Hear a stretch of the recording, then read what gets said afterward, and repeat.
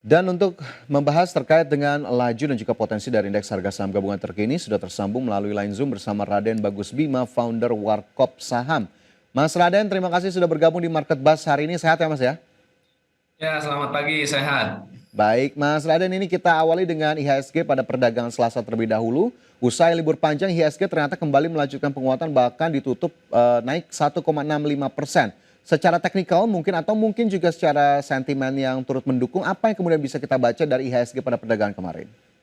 Ya, tentunya paling tidak ada dua hal besar ya yang bisa kita cermati. Kalau secara teknikal kita tahu ya bahwa sebelum kita masuk di hari Selasa kemarin, ya di minggu sebelumnya kita mengalami koreksi beberapa hari, termasuk juga saham-saham perbankan, ya BBCA, BBRI semuanya rata-rata terkoreksi semua. Nah, kalau kita lihat kemarin penguatannya memang didukung oleh technical rebound dari saham-saham yang berkapitalisasi besar. Jadi beberapa saham tersebut mengalami technical rebound sehingga mendorong kenaikan IHSG. Lalu yang kedua tentu saja perundingan ya yang saat ini masih berjalan antara Amerika dan juga Cina yang saat ini pasar sepertinya melihat akan ada hal positif gitu dari perundingan ini sehingga ada penguatan dari IHSG kita.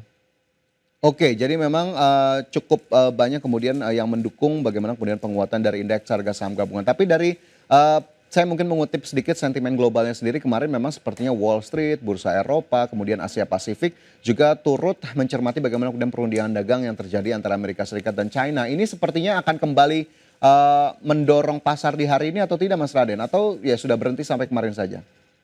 Ya, saya pikir justru ini yang dinantikan oleh market ya. Sepertinya ini sudah terjadi beberapa kali ya. Sebagaimana kita tahu dulu waktu di tahun 2018 pun terjadi hal serupa gitu bahwa perang dagang Cina dan juga Amerika ini bisa sangat-sangat mempengaruhi kondisi market di Indonesia baik secara jangka pendek maupun jangka menengah. Nah, kalau sekarang kita lihat ya di awal April ataupun di akhir Maret di tahun ini yang lalu ketika perang dagang ini mulai muncul tidak hanya di Indonesia, secara global pun ya posisi dari indeks di masing-masing negara sangat terpengaruh. Artinya sekarang pada saat nanti ada hal positif yang mungkin bisa kita harapkan bisa terjadi itu di perundingan kali ini, itu pun saya sangat yakin akan memberikan dampak positif. Sekarang kalau misalkan kita lihat hampir minim ya sentimen negatif yang terdapat di market kita saat ini baik dari data-data ekonomi yang sudah dirilis di pekan ini dan pekan kemarin maupun di data global, saya pikir walaupun ada plus minus tapi tetap saja ini masih dalam situasi yang sangat wajar. Tinggal menunggu keputusan yang perundingan yang saat ini sedang berjalan itu akan menentukan arah IHSG kita ke depan. Oke, masih akan kemudian menentukan arah indeks harga saham gabungan ke depan begitu sementara di saat yang sama begitu masih dari global begitu ya ini pelaku pasar juga masih menantikan bagaimana kemudian keputusan terbaru dari The Federal Reserve di pertengahan Juni nanti. Ini apakah kemudian kurang lebih ya beberapa hari lagi begitu ya. Apakah kemudian ini juga masih menjadi salah satu checklist yang ditunggu oleh para pelaku pasar, Mas Raden? Ya, saya pikir ini menjadi hal wajib yang perlu kita perhatikan. Ya, yang kedua tidak hanya mengenai perundingan ini saja. Yang kedua, kalau kita perhatikan kondisi market kita sangat-sangat tergantung sekali oleh aksi korporasi saat ini.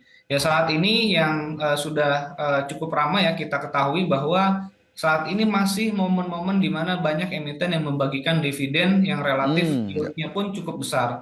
Yang kedua, masih cukup banyak emiten-emiten yang melangsungkan RUPS. Ya, sebagaimana tadi juga dikutip di awal bahwa di pekan-pekan ini atau sampai di akhir bulan Juni ini cukup banyak saham-saham dari grup ya salah satu grup misalkan di grup PP yang melaksanakan RUPS. Ini menjadi sentimen positif juga untuk market kita Hmm. sampai di akhir bulan ini. Oke, baiklah. Jadi memang tebaran dividen, begitu kemudian RUPS yang tentunya memang dinantikan bagaimana kemudian langkah dari masing-masing emiten. Lantas untuk indeks harga saham gabungannya sendiri, Mas Raden, ini secara teknikal akan kemana nih? Terutama di hari ini dan juga di pekan ini.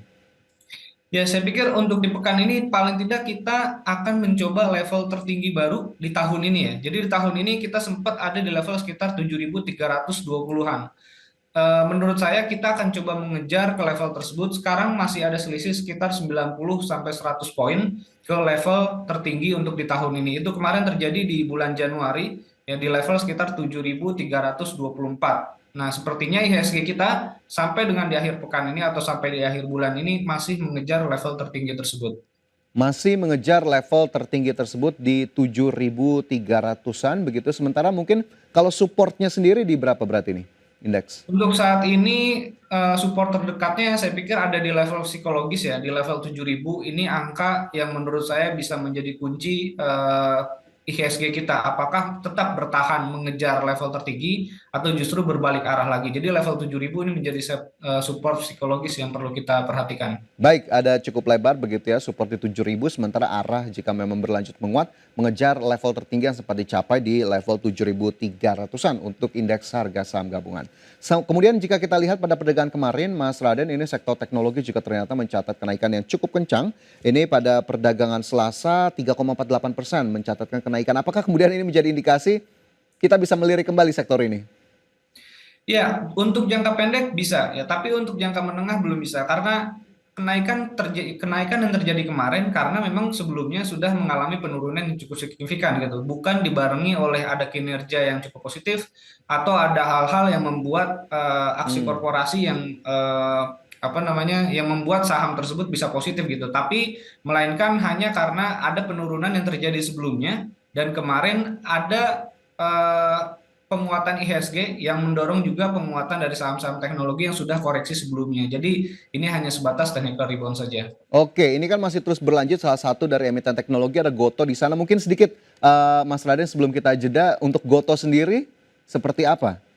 Ya, saya pikir Goto di harga 66 saat ini sudah menjadi resisten yang cukup kuat ya secara harian. Jadi untuk investor, ya untuk pemirsa yang semuanya memiliki saham Goto yang memang dikhususkan untuk trading jangka pendek atau untuk harian, saya pikir level 66, 67 ini sudah di level resisten harian. Jadi bisa dilakukan sell on strength terlebih dahulu, mengingat trennya pun saat ini sudah menurun sejak awal Mei kemarin, sehingga peluang untuk turun saat ini masih jauh lebih besar kecuali nanti ada katalis atau nanti ada penguatan volume sehingga ada level breakout kembali. Nah, nanti akan ada perubahan tren kalau seandainya nanti berhasil breakout. Saat ini saya masih menyarankan untuk sell on strength terlebih dahulu. Sell on strength potensi pelemahan masih terlihat cukup besar. Tadi levelnya 66, 67 begitu ya, bisa diperhatikan. Baik itu untuk salah satu emiten yang big caps-nya begitu ya dari sektor teknologi. Pemirsa juga Anda memang memperhatikan. Tapi sekali lagi keputusan investasi kami kembalikan kepada Anda. Mas Raden, masih ada satu segmen lagi nanti akan kita ulas, terutama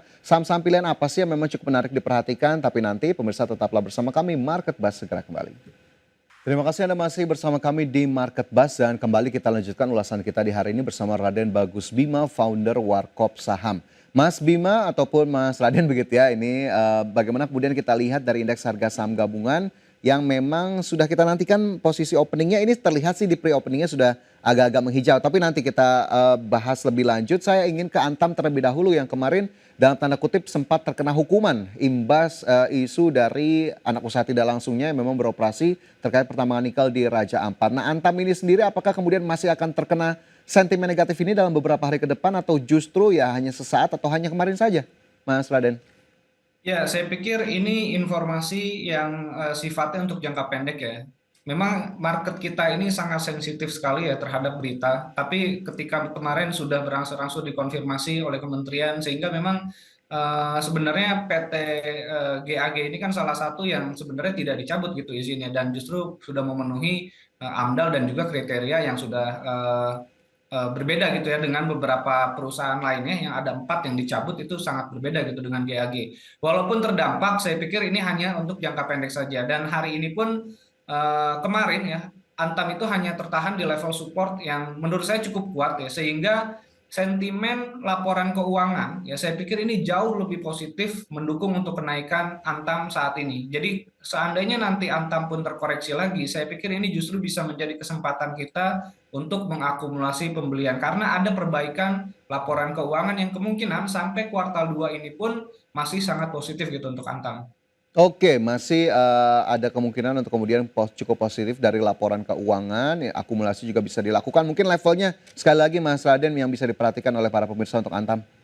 Ya, saya pikir untuk level Antam pembelian bisa di harga 3.200 sampai level 3.300. Ya, ini level yang menurut saya cukup wajar kita bisa akumulasi dengan target penguatan di level tahun ini sudah mengalami all time high ya, kemarin di 3.660.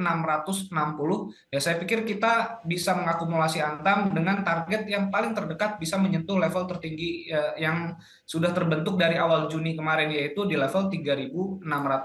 Kurang lebih peluangnya sekitar 10 sampai 11% ya dari harga saat ini. Oke, 10 hingga 11% peluangnya dari level harga saat ini. Kemarin Antam tertahan di level 3.260. Pemirsa, jika Anda memperhatikan saham Antam, silakan saja dicatat tapi disclaimer on sekali lagi.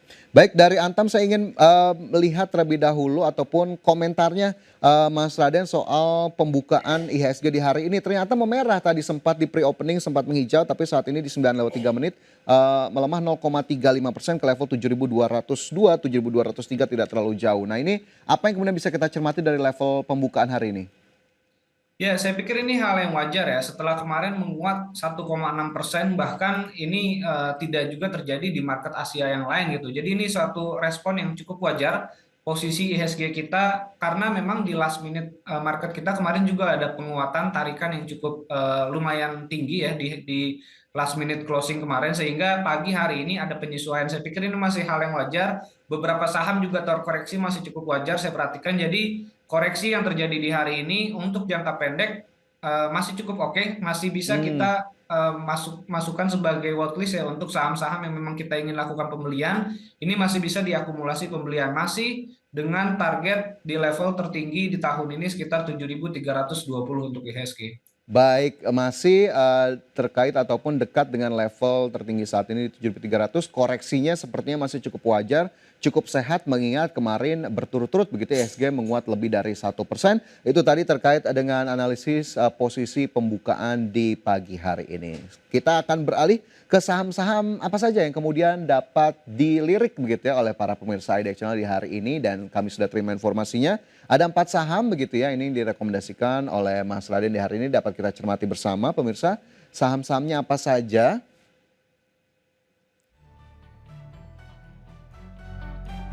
Ya, sebelum kita ke saham pilihan, saya ingin ajak Anda melihat terlebih dahulu bagaimana kemudian posisi pembukaan terlebih dahulu. Tadi sudah kita ulas begitu ya.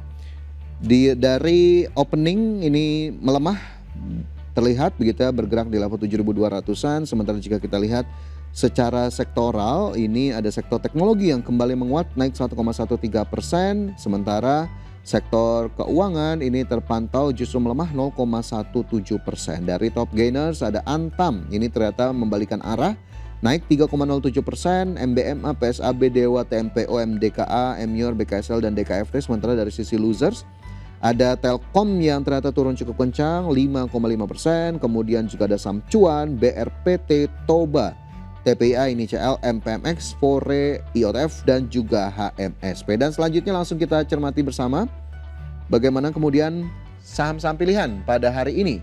Ada saham-saham apa saja kah?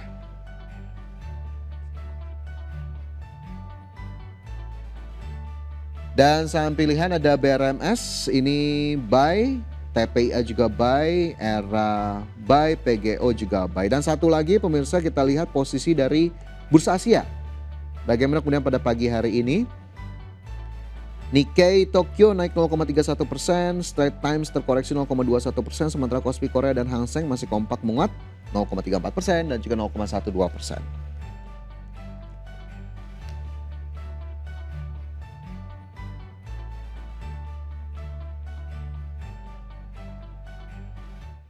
Baik, dari saham-saham pilihan, Mas Raden, ini ada BRMS di sana menjadi saham pilihan pertama. Apa yang bisa kita cermati dari BRMS? Ya, untuk saham BRMS sendiri di hari kemarin ya, di satu hari, hari Selasa kemarin cukup besar ya, terdapat akumulasi yang cukup signifikan menurut saya dari broker AK dan juga BK. Ini salah satu dua broker yang bisa mempengaruhi kondisi suatu saham ataupun di market kita juga cukup bisa memberikan pengaruh di beberapa saham. Jadi saya pikir BRMS ya beberapa hari ke depan masih memiliki potensi untuk menguat dengan target penguatan sampai di level 480 saya targetkan dengan level stop loss 414. Ini potensial penguatannya 11% berbanding dengan potensial stop lossnya tadi di 4%. Jadi risk rewardnya masih cukup terukur untuk BRMS dengan dua akumulasi broker yang cukup besar ya di hari kemarin untuk BRMS. Baik untuk BRMS begitu ya, levelnya tadi di 414, 480 ya Mas Raden ya kalau tidak salah ya. Ya, untuk targetnya 480. Target terdekat di 480 untuk BRMS, rekomendasinya buy, pemirsa bisa Anda catat. Kita bergeser ke saham pilihan kedua, ini ada TPIA yang juga mendapatkan rekomendasi buy. Dan kita lihat level-levelnya tadi seperti sudah kita cermati seperti tidak terlalu jauh, tapi TPIA sendiri mungkin bisa lebih dalam lagi Mas Raden seperti apa ini? Ya, untuk TPA sendiri, jadi di hari ini akan melaksanakan RUPS ya. Jadi bisa kita perhatikan momen selain di hari kemarin sudah menguat cukup baik ya penguatan dari TPA, hari ini pun masih berpotensi untuk menguat kembali karena tidak hanya ada momentum RUPS di TPA sendiri, tapi juga ada beberapa sentimen dari grup PP ini, saham konglomerasi ini bisa membantu untuk menguat secara beriringan gitu beberapa saham. Jadi Tepia saya masih menargetkan ya sampai di akhir pekan ini di level target 11.500 dengan posisi stop loss di level 10.000. Jadi bisa dilakukan pembelian di harga sekarang selama harganya masih di atas stop loss, TPIA masih bisa tetap kita akumulasi pembelian. Dan jangan lupa juga di akhir bulan ini ada kemungkinan ya saham CDIA atau anak usaha dari TPIA juga akan listing di Bursa Efek Indonesia sehingga ini bisa menjadi sentimen positif juga untuk TPIA. Baik itu untuk TPIA level-levelnya bisa dicermati kembali pemirsa tadi level stop loss selama masih ada di atas level stop loss sepertinya masih bisa dilakukan akumulasi untuk TPIA. Kita ke saham pilihan ketiga Mas Raden ada ERA. Nah ini ERA cukup menarik juga begitu ya menjadi salah satu saham pilihan di hari ini. Apa menjadi catatan dari ERA sejauh ini? Ya, pertama karena memang kondisi sahamnya cukup baik ya. Ini trennya uptrend dan tidak banyak gitu saham yang memiliki tren seperti saham era ini. Jadi saya pikir salah satu saham yang menurut saya bisa diakumulasi untuk sampai dengan di akhir bulan ini atau bahkan di akhir pekan atau di akhir bulan ini salah satunya adalah saham era. Selain sahamnya uptrend, lalu akumulasi dari beberapa broker ya baik dari domestik maupun asing ini juga cukup signifikan. Kalau tadi di BRMS ada AK dan juga BK, di era sendiri ini ada KZ, ada RX ya. Ini dua broker juga yang cukup signifikan bisa mempengaruhi pergerakan harga saham. Jadi saya pikir bisa diperhatikan untuk saham era. Target saya untuk era yang terdekat itu di level 600 dengan level stop loss di 540. 540 level terdekat di 600 yang bisa menjadi target terdekat dari ERA seiring dengan tadi ramainya aktivitas broker yang juga bisa dicermati. Dari ERA kita ke PGEO.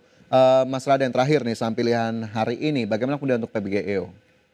Ya, saya pikir ini salah satu saham yang juga saya cukup optimis bisa menguat ya sampai di akhir bulan ini. Ya, PGO saya targetkan di level 1.500 dengan potensial profitnya itu sekitar 10% ya. Berbanding level stop loss-nya itu di level 1.300, ini bisa jadi level stop loss untuk PGO. PGO ini ada potensi selain ada beberapa katalis positif ya berita di akhir-akhir ini. PGO juga saat ini saya lihat mengejar level tertingginya ya sejak IPO kemarin itu bisa sampai di level 1.680 bahkan untuk saham PGO secara trennya sudah cukup baik dan ada pola yang kemungkinan akan berkelanjutan untuk menguat kembali untuk PGO. Baik itu untuk PGEO menjadi saham pilihan di hari ini tapi sekali lagi disclaimer on keputusan investasi tetap kami kembalikan kepada masing-masing dari Anda. Mas Raden ini sayang sekali waktu kita terbatas di hari ini masih banyak sebetulnya saham-saham yang bisa kita gali bagaimana kemudian laju dan juga potensinya tapi waktu kita terbatas. Terima kasih banyak Mas Raden sudah bergabung bersama kami di Market Buzz hari ini. Kita tunggu analisis selanjutnya dan bagaimana kemudian nanti ke depannya seperti apa dari kondisi market terkini. Terima kasih banyak. Mas Raden sehat dan sukses selalu untuk Anda. Ya, terima kasih. Selamat pagi.